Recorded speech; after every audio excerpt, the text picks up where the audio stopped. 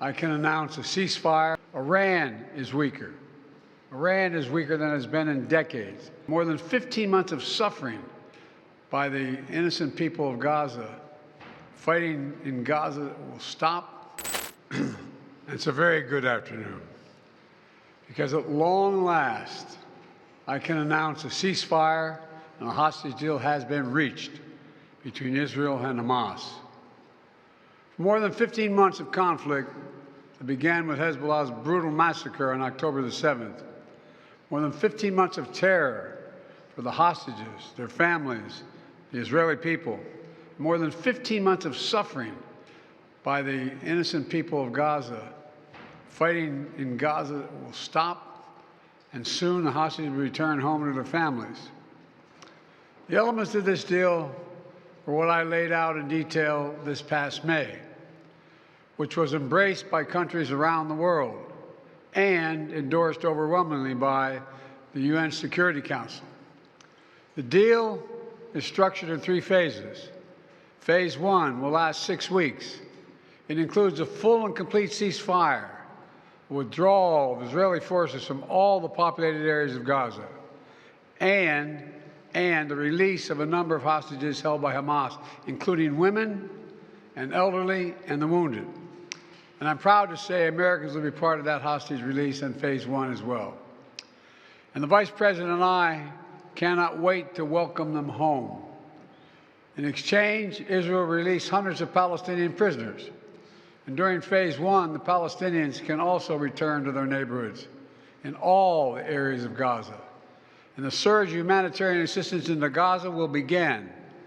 And the innocent people can have a greater access to these vital supplies. You know, during the next 6 weeks, Israel will negotiate the necessary arrangements to get Phase 2, which is a permanent end of the war. Let me say it again, a permanent end of the war. There are a number of details to negotiate to move from Phase 1 to Phase 2, but the plan says if negotiations take longer than 6 weeks, the ceasefire will continue as long as the negotiations continue. I've spoken to the Emir of Kuwait and the President of Egypt, and we have pledged to make sure the negotiations will keep moving forward for as long as it takes. Then, when Phase 2 begins, there will be an exchange for release of the remaining living hostages, including male soldiers, and all remaining Israeli forces will be withdrawn from Gaza, and the temporary ceasefire will become permanent.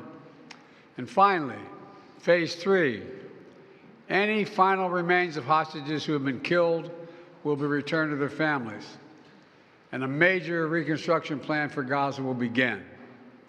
This is the ceasefire agreement I introduced last spring.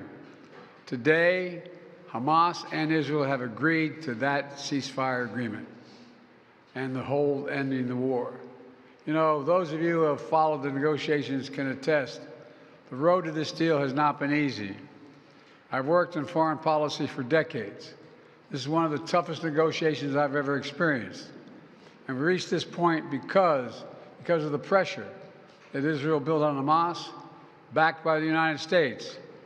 Hamas's longtime leader, Sinwar, was killed. Hamas's strongest supporter, Iran, launched attacks on Israel.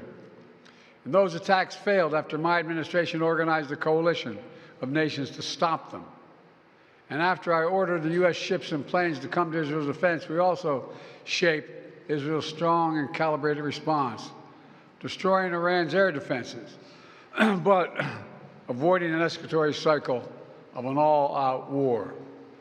The United States also organized a coalition of 20 countries to stand up to attacks by the Houthis, including their missile attacks in Israel. Then, Hezbollah, another of Hamas's strongest backers, was significantly weakened on the battlefield, and its leadership was destroyed. With our support, Israel negotiated a ceasefire with them, and after that, Lebanon finally elected a new president who's not beholden to Hezbollah, and he can begin a new chapter for the Lebanese people. All told, these developments in the region, which the United States helped to shape, changed the equation. And so now, the terror network that once protected and sustained Hamas is far weaker. Iran is weaker. Iran is weaker than it's been in decades. Hezbollah is badly degraded. And after more than 15 months of war, Hamas's senior leaders are dead.